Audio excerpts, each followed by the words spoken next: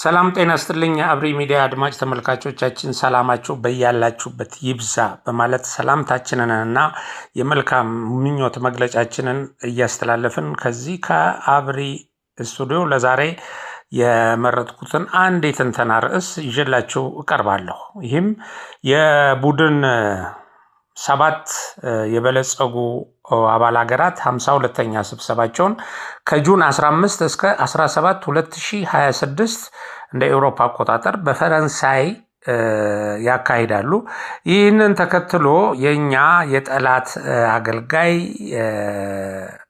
ጥንባንሳዎች ጠቅላይ ሚኒስትር አብይ አህመድ ተሳታፊ ባለመሆናቸው እንደ ዲፕሎማሲ ድክመት በመቁጠር የለመዱትን የገለማ ፕሮፓጋንዳቸውን ሲያካሂዱ ይታያሉ።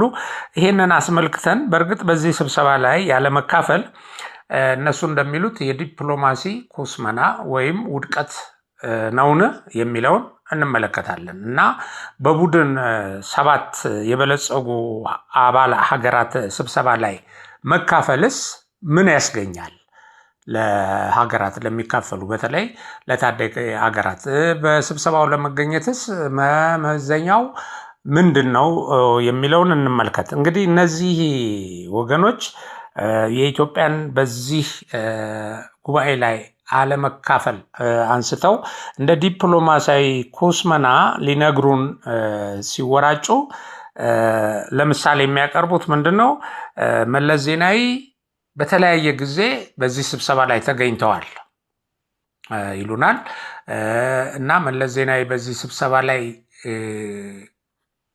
መገኘታቸው የእሳቸውን የዲፕሎማሲ ከፍተኝነት ያሳይ እንደነበር እና እንዲሁም ኃይለማርያም ደሳለኝም በዚህ ጉባኤ ላይ ተገኝተው ነበር እና ከነዚህ ያነሰ አድርገው ይሄንን የአሁኑን መንግስት ወይም ጠቅላይ ሚኒስትር አብይ አህመድን መንግስት ሊያሳዩን ይሞክራሉ እና እነዚህ እንግዲህ በህዝብ ተቃውሞ ፓርቲያችን ከስልጣን የተባረረውን ያው እሳቸው ከሞቱ በኋላም ቢሆን ኢህአዴግን ለኢትዮጵያ ከፍተኛ ዲፕሎማሲ እንዳመጣና በዓለም መድረክ ታዋቂ አድርጓት እንደነበር ሊያሳዩን ይሞክራሉ። ለዚህ ማሳያው የቡድን 7 ስብሰባ ላይ ተጋብዘው ተገኝተው ነበር ነው።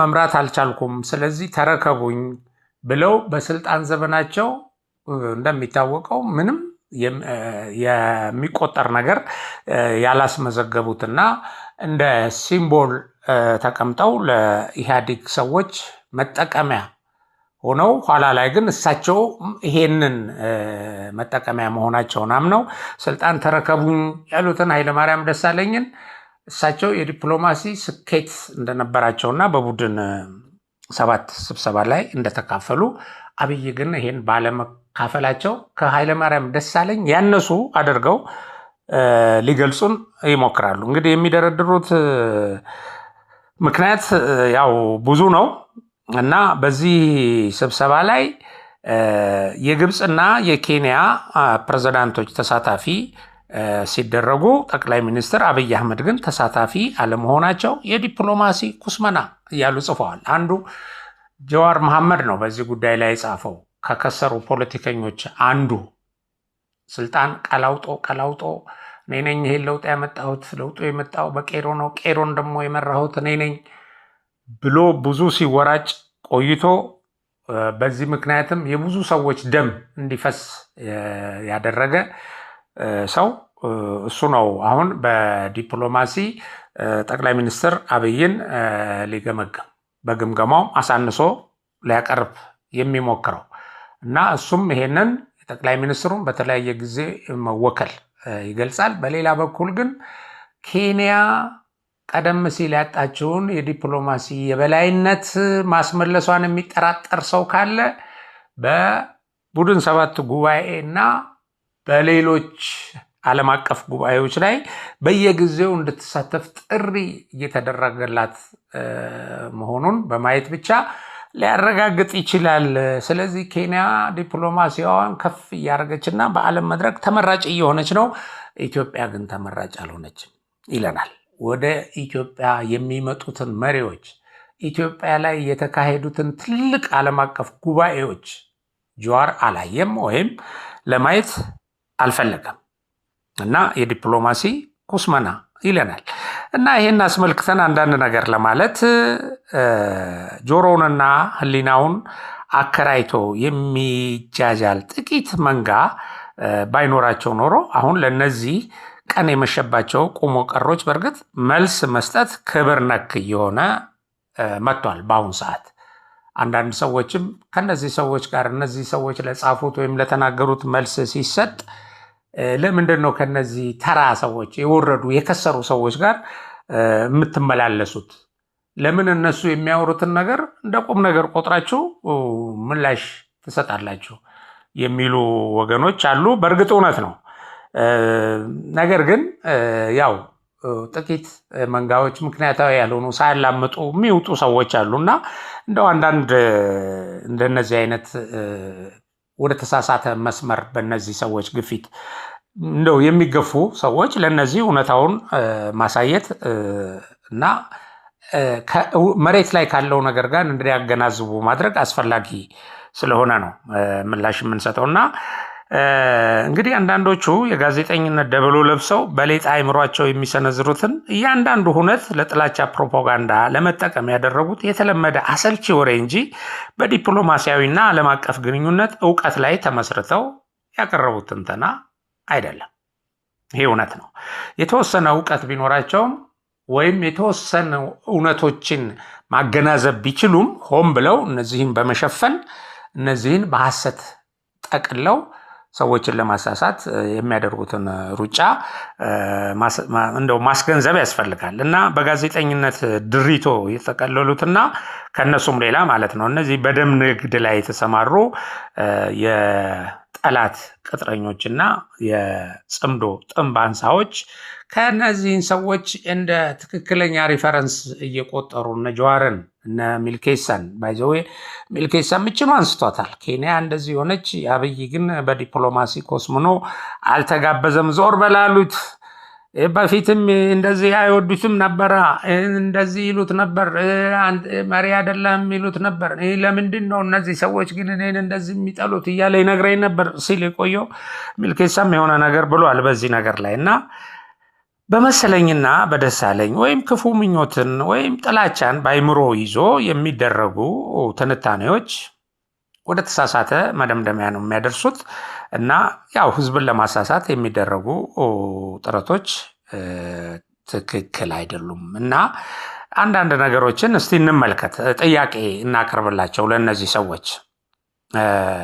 በአፍሪካ በኢኮኖሚ እድገት ቀዳሚ ሀገር የሆነችው ማነች? ያው ብዙዎቻችን እናውቃታለን። ደቡብ አፍሪካ ነች። ኦኬ እንግዲህ በዚሁ በኢኮኖሚ እድገት ደግሞ ሶስተኛዋ ናይጄሪያ ነች። ያው ሁለተኛ ግብፅ አለች፣ ሶስተኛዋ ናይጄሪያ ነች። በዚህ ስብሰባ ላይ የሁለቱ ሀገሮች መሪዎች አልተሳተፉም። ተሳትፈዋል? አልተሳተፉም። ስለዚህ እነዚህ ሰዎች እነዚህ መሪዎች ለምን አልተሳተፉም? ከአፍሪካ ሀገራት እሺ፣ የአፍሪካ ሀገራት 54 ናቸው። 54 ሀገራት 54 መሪ አላቸው። ኦኬ ከነዚህ 54 ሀገራት ጋር በብዙ ነገር ተጽዕኖ ፈጣሪ የሆኑ ሀገራት የሉም ማለት ነው። እና ከነዚህ ውስጥ ስንቱ ናቸው በጂ7 ስብሰባ ላይ የተሳተፉት? አሁን 54 ከ54 የአፍሪካ ሀገራት ውስጥ 52ቱ አልተሳተፉም። ከ52ቱ የአብይ አህመድን አለመሳተፍ የዲፕሎማሲ ውድቀት አድርገህ ታቀርባለህ? ኦኬ እሺ፣ ሌሎቹ 51ዱስ? ይህንን ለመመለስ አይፈልጉም፣ ግን እኛን መልስ እስቲ ይህንን ነገር እናይ። እና ጂ7 ደግሞ አጀንዳው ምንድን ነው? አሁን የሚወያይበት አጀንዳ ከዚህ በፊት እኮ የጂ20 አገራት ስብሰባ በአየር ንብረት ላይ ለመወያየት ስብሰባ ሲጠሩ በቀጥታ አፍሪካን የሚመለከት አጀንዳ ይነሳ ስለነበር አፍሪካን በመወከል ጠቅላይ ሚኒስትር አብይ አህመድ ተገኝተው እኮ የአፍሪካን አጀንዳ አንስተዋል። አላየህም? አልሰማህም? ይህን ሲያነሱ ጆሮን ደፍናል፣ አይንህን ጋርዳሃል። ኦኬ አንስተዋል። ስለዚህ ጂ7 ግን የሚወያየው ስለ አፍሪካ ሀገራት ጉዳይ አይደለም። እና መለስና ኃይለማርያም በተሳተፉባቸው ዘመናት ስብሰባው ስለ ኢትዮጵያ ተወያይቶ አያውቅም። ያውቃል? አያውቅም። ስለ ኢትዮጵያ ለምን ይወያያል? ስለዚህ እና ተገኝተው የኢትዮጵያን አጀንዳ ወይ የአፍሪካን አጀንዳ ያነሱበት ጊዜ የለም አጃቢ ከመሆን በስተቀር። እነዚህ እንግዲህ በጥላቻ ወሬ የደነቆሩ የነሻቢያ የግብፅ ቅጥረኞች እና እነዚህ በጥላቻ የታወሩ እነዚህ ስልጣን ቀላውጠው ያጡ ያኮረፉ እና የከሰሩ ፖለቲከኞች እነዚህን ከላይ ያነሳናቸውን ጥያቄዎች እየመለሱ አይደለም ትንታኔ የሚሰጡን። እና እንግዲህ ምዕራባውያን በስብሰባዎቻቸው ውስጥ በአዳማቂነት የሚያስቀምጧቸው ወይም የሚጎልቷቸው ይሏቸዋል። ይህንን ጉዳይ ከተመለከቱ ሰዎች አንዱ የሆኑት አለምነህ አበበ የተባሉ ተንታኝ እና በአዳማቂነት የሚጎልቷቸው የአፍሪካ መሪዎች ለነሱ ፖሊሲ በጣም የተመቹ አሻንጉሊቶቻቸውን ነው እዛ የሚያስቀምጡት። እናም እንግሊዝ ቅኝ ግዛቷ የነበረችውንና የአሁን ታማኝ ታዛዧ ኬንያን፣ አሜሪካ ደግሞ የመካከለኛው ምስራቅ አገልጋዩን ግብፅን ቢጋብዙ አያስደንቅም። ያስደንቃል? አያስደንቅም። በነመለስ ዘመን ስብሰባው ኢትዮጵያን ምን እንጥቀማት ብሎ ተወያይቶ አያውቅም ብለናል። የጂ7 መሪዎች የዘንድሮ ስብሰባዎችን በዋነኛነት የሚወያዩትበትን አጀንዳ ካወቅን የኢትዮጵያ ወይም የሌሎች አፍሪካ ሀገራት አለመወከል ምንም ማለት እንደሆነ እንረዳለን።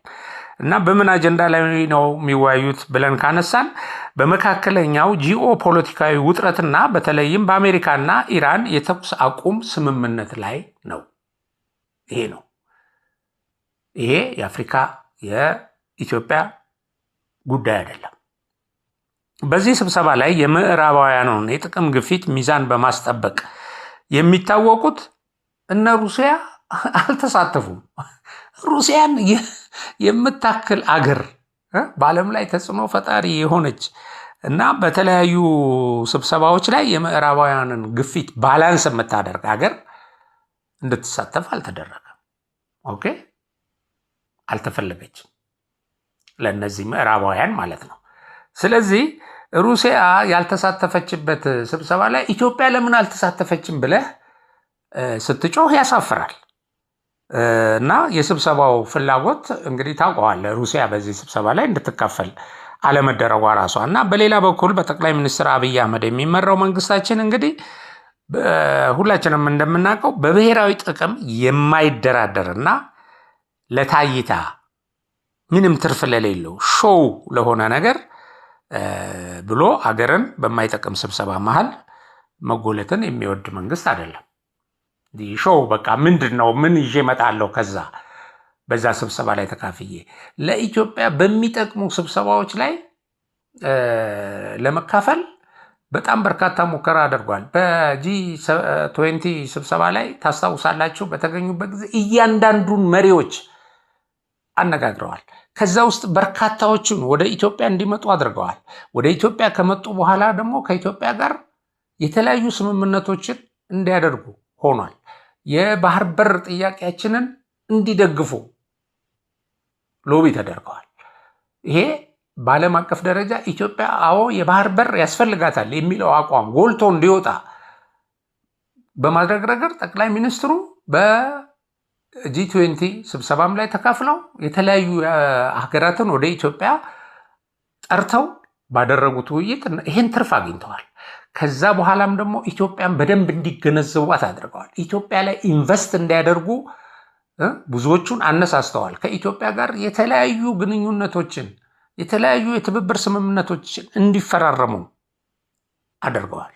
ኦኬ፣ እንዲህ ያደረገ መሪ የዲፕሎማሲ ኩስመና እዛ የእንትን ምዕራባውያን ስብሰባ ላይ ለራሳቸው ብቻ የሚጠቅም አጀንዳ በሚወያዩበት ላይ ለኢትዮጵያ ምንም እርባና የሌለው ነገር ባለበት ላይ ለምን አልተካፈሉም ብሎ መጮኋቸው የእነሱን ተራነት ከማሳየት ውጭ ምንም አይነት የሚያንጸባርቀው እውነታ የለም። እና ስለ ጂ7 ስብሰባ ጥቅምና ስለ ዲፕሎማሲያዊ ምንነት ባለማወቅ መቃወም ዋናው ስራ ያደረጉ እነዚህ ከንቶች ለዓለማችን እዚህ ግባ የሚባል ፋይዳ በሌለው ስብሰባ ሀሳቡ ሀገርንና መንግስትን መውቀሻ ማድረግ ያው ጥላቻቸውን ከማሳየት ውጪ ምንም ጥቅም የለውም። እነዚህ ቆሻሻ አሳዳጅ ባህላዊ ጋዜጠኞች ይሏቸዋል አለምነህ አበበ። እነዚህ በማያውቁት ጉዳይ አዋቂ መስለው የማጥላላት ሱሳቸውን ለማርካት መፈለጋቸው ያሳፍራል። ማፈር ነበረባቸው፣ ግን አያፍሩም። እናም በጂ7 ስብሰባ ለመሳተፍ በአገር ብሔራዊ ጥቅምና ዲፕሎማሲያዊ ጥንካሬ ላይ የሚጨምረው ነገር የለም እንላቸዋለን እኛ። ለመሪዎቹ ግን ፎቶ ያስገኝላቸዋል። ለነ ግብፅ፣ ለነ ኬንያ አሁን ላላቸዋቸው ፎቶ ያስገኝላቸዋል። ይሄው ነው። እና እንደዚህ አይነት ነገር አምጥቶ በኢትዮጵያን ለማንኳሰስ መሪዎቿን ለማሳነስ የሚደረግ ሙከራ ምንም እርባና የሌለው ጉዳይ ነው። ትዝብት ላይም የሚጥል ነው። ቅንጣት ኢትዮጵያን ዝቅ አድርጎ ለማሳየት አቅም የለውም። ይሄ ያነሳችሁት ጉዳይ የኢትዮጵያ ብሔራዊ ምርጫ አካሂዳ የኢትዮጵያ ሕዝብ አሁን በስልጣን ላይ ያለውን ገዢ ፓርቲ ቀጥለህ እንድትመራኝ እንድታሳድገኝ ይፈልጋለሁ ብሎ ይሁንታውን ሰጥቶት ያለበት ወቅት ነው። በዚህ ወቅት ዓለም ኢትዮጵያን አልፈለገም ብትል ያው ማንም አይሰማህም። ኢትዮጵያ ትልቅ የአየር መንገድ ወይም የአውሮፕላን ማረፊያ ዓለም አቀፍ ሰርታ ብዙ አገሮች ኢትዮጵያ ውስጥ ተገኝተው ብዙዎችም ባሉበት ሆነው ይህ ግዙፍ አየር ማረፊያ ለዓለም አቀፍ የኢኮኖሚ መዳረሻነት ኢትዮጵያን በማድረግ ረገድ ትልቅ አስተዋጽኦ በማድረግ እንደሚያደርግ በመገመት አይናቸውን ኢትዮጵያ ላይ ጥለዋል። በአሁኑ ሰዓት በዚህ በብዙ መልኩ የኢትዮጵያ ወታደራዊ ጥንካሬን በመመልከት የጸረ ሽብር አቅሙን በመገምገም ኢትዮጵያ ላይ አይናቸውን የጣሉ ኢትዮጵያ የቀይ ባህር ተዋሳኝ ሀገር እንድትሆን ግፊት እያደረጉ ያሉ መንግስታት መኖራቸውን በእጅጉ ማሰብ ማጤን ያስፈልጋል እና ኢትዮጵያ በቅርቡም ሌሎች ትልልቅ ዓለም አቀፍ ጉባኤዎችን ለማካሄድ ተመርጣለች።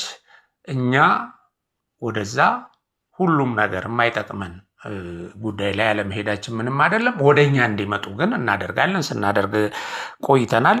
የዲፕሎማሲ ከፍታችንን የሚያሳዩ በጣም በርካታ ነገሮች አሉና ሀገርህን በማንኳሰስ የምታገኘው ትርፍ የለም ማለት ተራ መሆንህን ቅራቅንቦ መሆንህን ለጠላት ፍርፋሪ የተቀጠርክ መሆንህን ነው የሚያሳየው። ሀገርህን በሰደብክ ቁጥር ትንሽነትህን ነው ለዓለም የምታሳየው። ዓለም ይንቃል በመሰረቱ እና የተናቃችሁ ናችሁ፣ በጣም አትናቁ ከዚህ የበለጠ በማለት ያው የዛሬ ምልከታዬን በዚሁ አጠቃልላለሁ።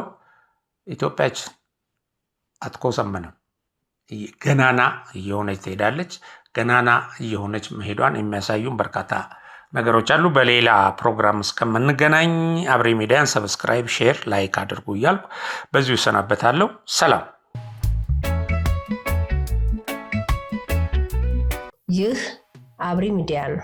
አብሪ ሚዲያ አንድነትና ፍቅርን በማጎልበት ሰላምና እድገትን በማስፈን ረገድ የበኩሉን አስተዋጽኦ ለማበርከት የሚሰራ ሚዲያ ነው። አብሪ ብሩህ ዘመንን አብሳሪ። አብሪ ሚዲያን ሰብስክራይብ፣ ሼር ያድርጉ።